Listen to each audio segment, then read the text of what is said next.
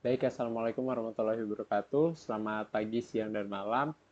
Sebenarnya perkenalkan, nama saya Kalingga Dwinda Putraka dari kelas B 2023 dengan NIM 2309106054. Pada kesempatan kali ini saya akan menjelaskan terkait algoritma dari yang pertama midpoint circle, lalu ada Bresenham line sama float field. Oke, pertama-tama kita mulai dari midpoint circle dulu. Jadi pertama-tama di sini saya akan menampilkan titik-titik tersebut menggunakan matplotlib. Selanjutnya di sini kita deklarasikan function yaitu midpoint circle dengan parameter xc, yc dan juga r. Xc itu apa? Xc dan yc ini adalah koordinat pusat lingkarannya. Jadi titik pusat untuk lingkarannya, dan r itu kalau misalnya di rumus matematika kita bisa tahu itu tuh adalah jari-jarinya atau jari-jari lingkaran. Selanjutnya kita inisialisasi dulu. Pertama titik tengahnya atau titik X-nya itu di 0, terus Y itu ada di R, dan kita punya P. P ini adalah decision parameter yang biasanya bisa kita gunakan untuk mengetahui nih titik berikutnya, karena kita nih mulainya kan dari tengah, terus kita akan geser dia ke kanan. Nah, dari kanan ini kita akan membentuk sebuah lingkaran. Nah, itu tuh untuk menentukan geser ke kanan itu ke kanan saja atau kita harus turun 1 pixel. Nah, kenapa kita perlu turun 1 pixel? Karena kan lingkaran tuh bukan sebuah persegi ya, dimana persegi itu kalau misalnya kita mulai dari kanan, biasanya dia tuh akan garis ke bawah terus, sedangkan lingkaran ini kan dia punya lengkungan. Makanya kita butuh decision parameter nih. Oke, selanjutnya kita punya points yang merupakan sebuah list atau kalau misalnya atau misalnya kita kenal sebagai array. Nah, di dalam function ini kita juga punya function lagi yang kita sebut sebagai plot points. Yang dimana plot points ini mengambil titik tengah xc dan yc dari uh, dari sebuah lingkaran, titik pusat sebuah lingkaran. Nah, function ini isinya adalah kita nge-extend points atau kita masukin ke dalam points. Nah, karena points ini berbentuk tuple, makanya kita di sini masukinnya menggunakan extend bukan append. Oke. Jadi uh, karena di sini kita punya lingkaran simetris dengan posisi 8 arah. Nih, ini karena sudah saya run. Kenapa bisa disebut 8 arah? Karena kita mulainya dari sini, terus kita ke sini, terus kita ke sini, ke sini, ke sini, ke sini, ke sini, ke sini. Jadi ini hitungannya 1, 2, 3, 4, 5, 6, 7, 8. Nah, walaupun ini bukan lingkaran yang sempurna, cuma bisa dibilang karena ini berbasis oktal, bisa kita bilang ini adalah lingkaran yang nyaris sempurna. Oke, uh, kita untuk menghasilkan 8 titik ini bagaimana? Jadi pertama kita jumlahkan dulu titik pusat dari lingkaran tersebut, kita jumlahkan dengan X, lalu titik pusat dari Y-nya itu kita jumlahkan dengan Y. Nah, maka kalau misalnya kita analogikan, posisi 1 itu berarti XY, posisi 2 itu min XY, lalu posisi 3 ini adalah X min Y, lalu posisi keempat itu min X min Y, dan selanjutnya tuh dibalik. Jadi posisinya tuh Y X, terus min YX, terus Y min X, sama min Y dan min X. Nah, kita panggil juga function plot points-nya ini, bukan cuma kita deklarasikan doang. Selanjutnya kita masuk ke loop atau perulangannya. Nah, perulangannya ini jika nilai X masih kurang dari Y, maka X akan diincrement, bukan increment ya ini. Ini operator penugasan, X plus sama dengan 1, jadi akan di plus 1 terus. Jika P kurang dari 0, maka P di plus sama dengan 2 dikali X plus 1. Nah, terus LC ini berarti Y minus dikurangin sama dengan 1 setiap perulangannya, lalu P di plus sama dengan 2 dikali X min Y di plus 1. Nah, selanjutnya di dalam perulangan itu kita panggil juga plot point. Kenapa kita selalu memanggil plot point ini? Biar kita bisa mendapatkan, karena di sini kita ingin membuat lingkaran dengan 8 sisi atau basis 8, basis oktal, maka di sini kita perlu memanggil plot points ini berdasarkan jumlah dari sisi lingkaran yang ingin kita cari gitu. Oke, terakhir kita punya return points. Return points ini buat apa? Return points ini untuk mengembalikan si array-nya atau list-nya. Nah, contoh penggunaannya bagaimana? Kita pertama deklarasikan dulu titik nolnya atau titik pusatnya itu di 00. Nah, kita di sini mau membuat radius 10. Oke, nah karena kita ingin membuat radius 10, kita bisa panggil dulu circle points sama dengan midpoint circle, terus kita panggil si variabel-variabel yang kita sudah deklarasikan di awal. Nah, kita pisahin dulu koordinat X dan Y buat ngedapetin plottingnya. Plotting itu apa? Plotting itu yang titik-titik ini adalah sebuah plotting. Lalu, untuk ngegambarin hasilnya, kita pakai fungsi dari matplotlib, di mana kita sudah deklarasikan di awal. Nah, ini untuk hasilnya dengan radius 10. Oke, selanjutnya kita masuk ke Brazenham line. Untuk Brazenham line, kita deklarasikan juga library matplotlib. Nah, untuk Brazenham line ini kita punya 4 parameter. Yang pertama titik X1, Y1, dan X2, Y2. Kenapa kita punya X1, Y1, dan X2, Y2? Karena misalnya kita punya titik koordinat 11 atau 21 atau 35. Nah, X2 dan Y2 ini adalah titik tujuannya atau titik yang akan kita tarik garisnya. Nah, X1 dan Y1 ini adalah titik awalnya atau titik asalnya.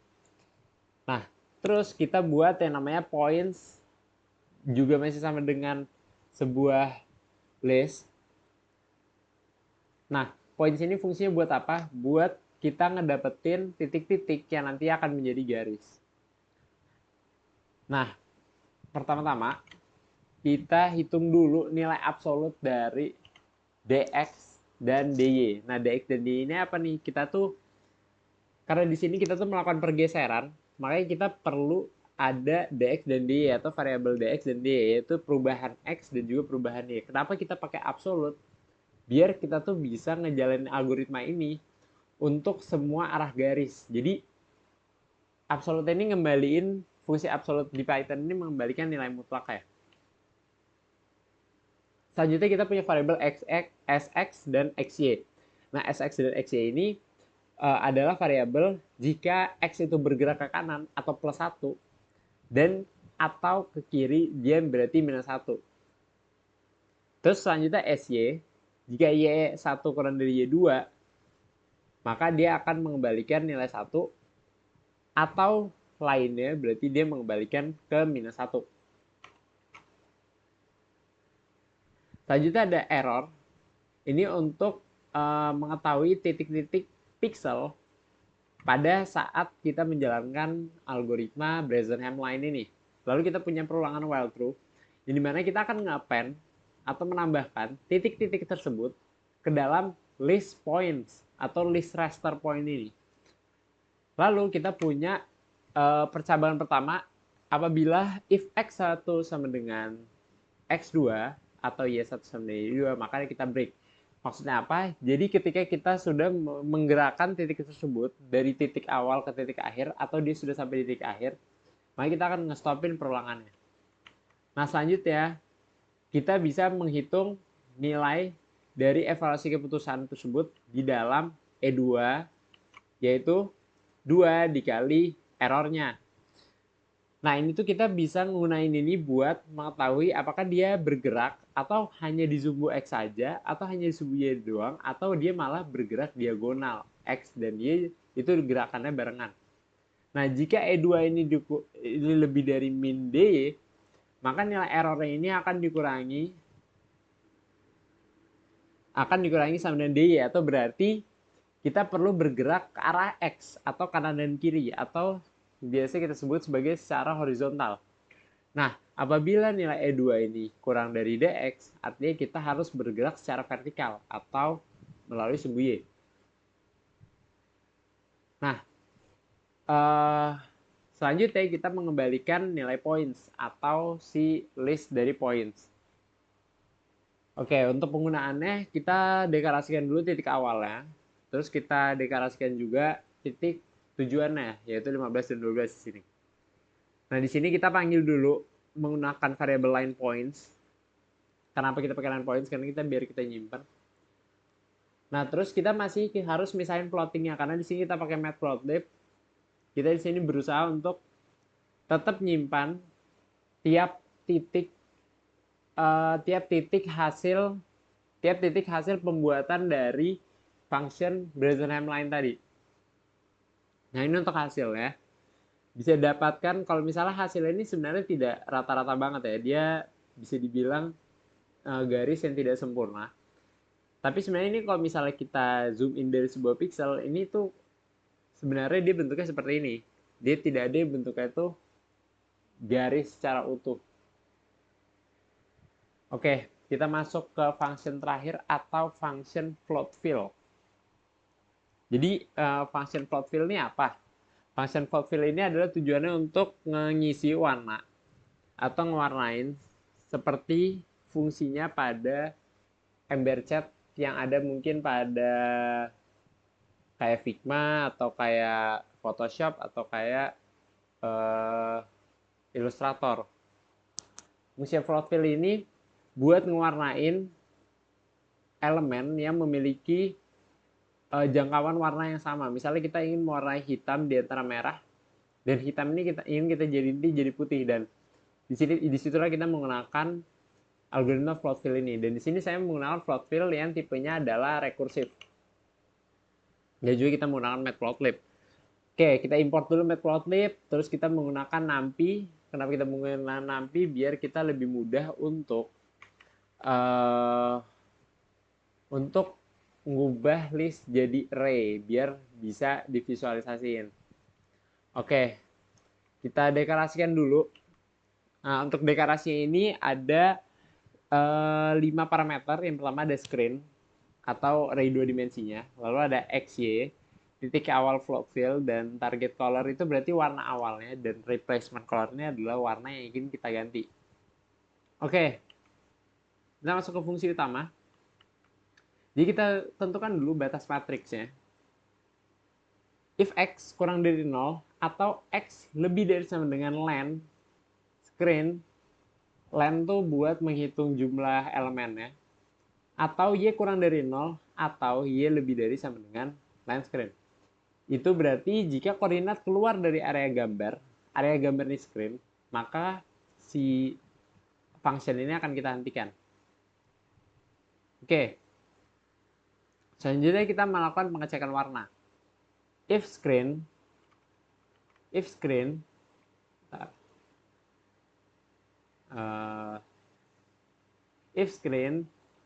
xy tidak sama dengan target color. Artinya apa? Artinya ketika warna ini belum sampai ke target yang harus kita isi, itu makanya kita belum berhenti. Nah, selanjutnya kita menggunakan penggantian warna, yang dimana YX itu kita akan ganti dengan replacement color-nya. Nah, di sini kita akan melakukan rekursi 4 arah. Yang pertama kita akan melakukan ke arah kanan, lalu kita akan melakukan ke arah kiri, bawah, dan juga atas. Nah, di sini fungsi rekursif ini berarti artinya kita memanggil fungsi tersebut di dalam pendeklarasian fungsi tersebut. Contohnya di sini untuk yang ke arah kanan berarti kita plus sama dengan 1, dan kiri itu berarti minus sama dengan 1 untuk sumbu Y, sumbu X. Berarti untuk sumbu Y, biar kita mendapatkan atas dan bawah, itu kita bisa plus 1 dan dikurangi 1 untuk sumbu Y-nya. Nah, untuk cara penggunaannya, di sini kita punya gambar atau bisa kita sebut sebagai array 2 dimensi, yang dimana array 2 dimensi ini adalah 111, 2222, terus 223, 33, ya pokoknya begitulah. Jadi kita anggap 1 ini untuk warna biru, 2 itu untuk warna coklat, dan 3 itu untuk warna biru muda. Nah, di sini kita udah menentukan nilai start X-nya, yaitu 11, dan new color itu 9. Nah, target color-nya ini bisa kita langsung masukkan start Y dan start X atau titik awal dari gambarnya. Lalu kita jalankan float fill-nya menggunakan parameter-parameter yang sudah kita deklarasikan. Selanjutnya, kita akan menampilkan image after-nya menggunakan NumPy. Nah, selanjutnya kita akan melakukan visualisasi. Nah, ini untuk hasil dari pewarnaan ya. Jadi dia bekerja, makanya di sini kita bisa lihat ya, kalau misalnya blok yang warna biru awalnya ini, dia menjadi biru muda dan dia tidak mempengaruhi blok yang lain. Blok yang lain akan tetap diwarnai sebagaimana target color-nya. Nah, di sini kenapa warnanya semuanya berubah? Karena di sini functionnya itu ngedeteksi satu target color, yang dimana satu target color ini berarti menjumlahkan nilai dari warna-warna yang sudah kita buat. Nah, warna-warna yang sebelumnya kita buat ini kan kita deklarasikan 1, 2, 3. Nah, itu tuh di plus 9-in gitu.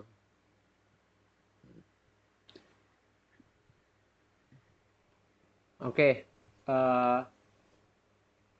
Sepertinya sekian penjelasan dari saya. Kurang lebihnya mohon maaf.